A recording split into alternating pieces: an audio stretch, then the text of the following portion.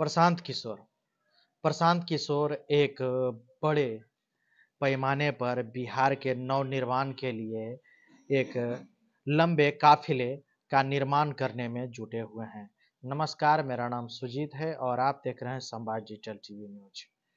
हम बात कर रहे हैं आगामी 11 तारीख को एक बड़ा सम्मेलन करने के लिए प्रशांत किशोर जोर लगा रहे हैं और उस जोर में जो है कि सहयोग करने के लिए प्रत्येक क्षेत्र, खास करके जो जिला संगठन अब बन चुका है प्रशांत किशोर के, उसमें जो है कि लोग अपने-अपने तरह से पूरे तरह से जोर लगा रखे हैं। उसी में हमारे साथ आज हैं महेश प्रसाद सिंह, जो कि एक तरह से माना जाता है इनके बारे में कि जो भी पार्टियाँ कमज़ोर होती है, उस पार्टियाँ के वस्तुतः उस समय की स्थिति को जब ये जाते हैं तो अपने सूझबूझ और अपने जो है कि व्यवस्था से उस पार्टी को मजबूत करते हैं या किसी कारणवश जो है कि उस पार्टी में न रहें, पर अगले पड़ाव में भी जो है कि वही कार्यशैली देखने को मिलता है। तो आज हम समझते हैं कि इनका एक बड़ा-सा ऐलान था, जो अगर आप पिछली बार से अगर आप न्यूज़ देख रहे होंगे, तो आपको पता होगा कि 25,000 जैसी एक बड़े आंकड़े के साथ जो है कि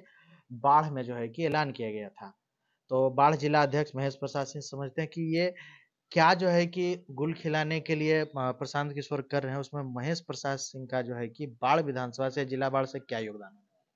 देखिए, सबसे पहली बात तो आपने कहा कि प्रशांत किशोर जी क्या कर प्रशांत किशोर जी गुल खिलाने के लिए रैली नहीं कर रहे। रैली बिहार के लोगों के लिए, बिहार के भविष्य के लिए, विकसित बिहार के निर्माण के लिए, सरकार को बदलने के लिए, व्यवस्था परिवर्तन को बदलने के लिए, युवाओं को रोजगार दिलाने के लिए, बिहार में ही कल कारखाना लगाने के लिए, ये सारी चीजें जो बिहार में आज व्यवस्थित है, वह बिहार जो एक जमाने में विकसित बिहार हुआ करता था, आज पिछड़ा हुआ बिहार है। तो प्रशांत किशोर जी ने बिहार को बदलने के लिए बदलाव रैली का आयोजन किया है। अब हम जन स्वराज के कार्यकर्तागण, जो हमारा सांगठनिक जिला बार है, इसमें 3 विधानसभा क्षेत्र आते हैं, मोकामा, बार और बख्तियारपुर।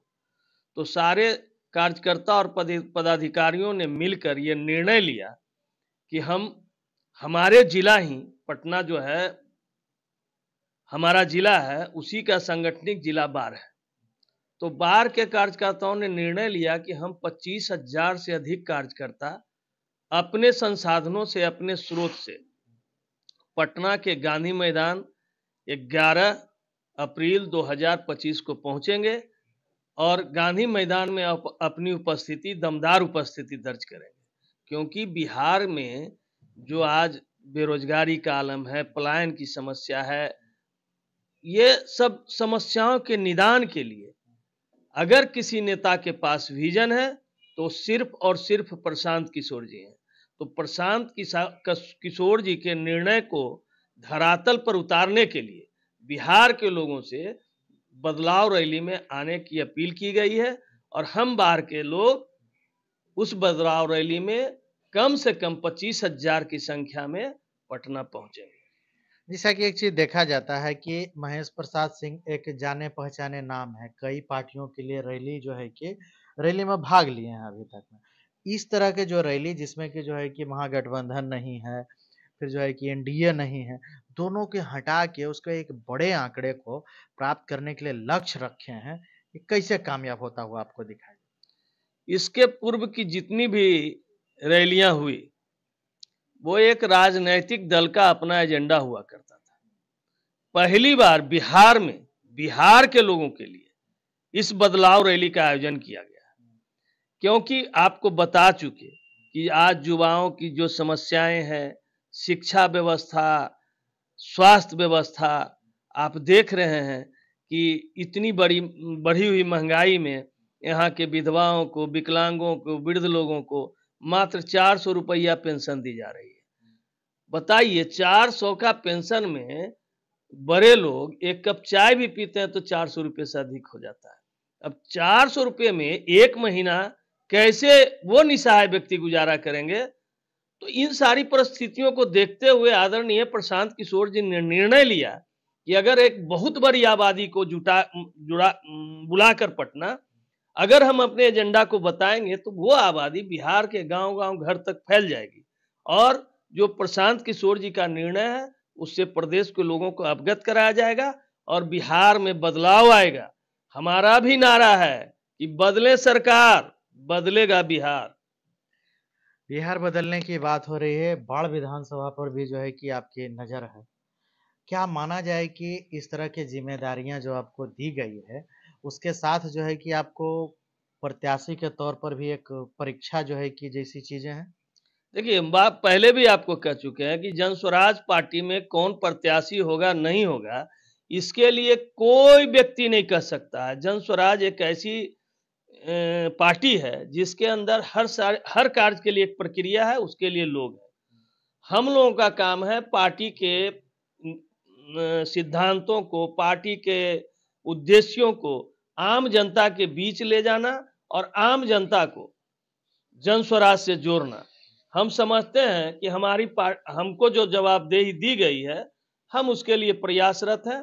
रहा चुनाव की बात, तो बार नहीं, बिहार के 243 सीट पर जन स्वराज का उम्मीदवार होगा और जो उम्मीदवार होगा हर विधानसभा क्षेत्र के स्थानीय उम्मीदवार होगा जो बेहतर उम्मीदवार होगा। जितने जन स्वराजी हैं, जिसको आदेश करेंगे, पार्टी का जिसको सिंबल मिलेगा वो चुनाव लड़ेगा। तो बाढ़ में जो है कि बिहार बदलाव की बात की है, क्या लगता है बाढ़ में भी बदलाव संभव है? भाई आप तो देख रहे हैं कि माननीय विधायक जो भी हैं वो कहते हैं कि हम 4 बार से विधायक हैं। तो जब 4 बार में यानी 20 साल में अगर वो कुछ नहीं कर पाए तो अब क्या कर लेंगे? हम नहीं समझते हैं कि इसके लिए कोई कुछ बोल सकता है। आप एक ही बात जानिए कि अगर जन स्वराज आती है तो बिहार में बदलाव दिखेगा। बाढ़ उससे अछूता थोड़े ही रहेगा। बाढ़ को जिला भी बनाया जाएगा, बाढ़ में ही कल कारखाना को भी लगाया जाएगा, बाढ़ में युवाओं को रोजगार भी उपलब्ध कराया जाएगा।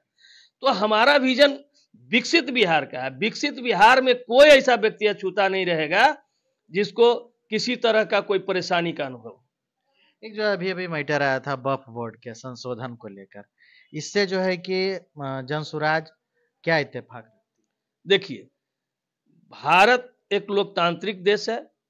इस देश को जब संविधान निर्माण किया जा रहा था तो आप समझिए कि डॉक्टर बी.आर. अंबेडकर की अध्यक्षता में भारत के चुनिंदा विद्वान लोगों ने संविधान की रचना की। संविधान में स्पष्ट तौर पर उल्लेखित किया गया कि हमारा देश धर्मनिरपेक्ष रहेगा।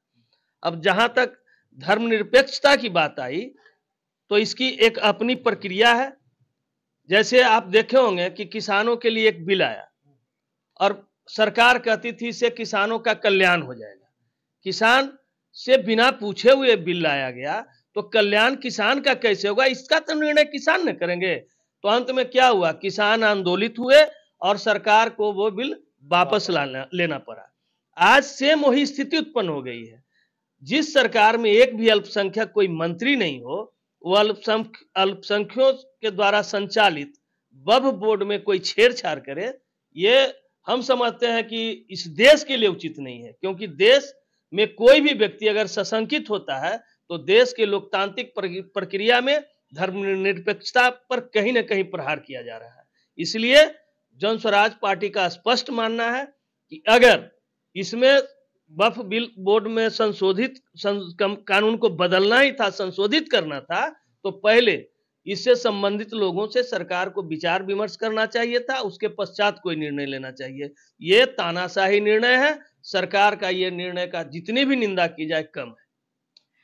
लास्ट में ये रहेगा कि जिला बाढ़ के जन स्वराज जो भी जन स्वराज कार्यकर्ता हैं या जन स्वराज के जो विचारधारा को कहीं न कहीं बिना सदस्यता ग्रहण किए हुए उसको मानते हैं, वैसे लोगों के लिए आप क्या कहना चाहेंगे? तो पहले ही बता दिए कि बिहार में बदलाव की बिहार बह चुकी है और ये बदलाव रैली उसके इसी आगाज को संपुष्ट करने के लिए पटना में बुलाई गई है।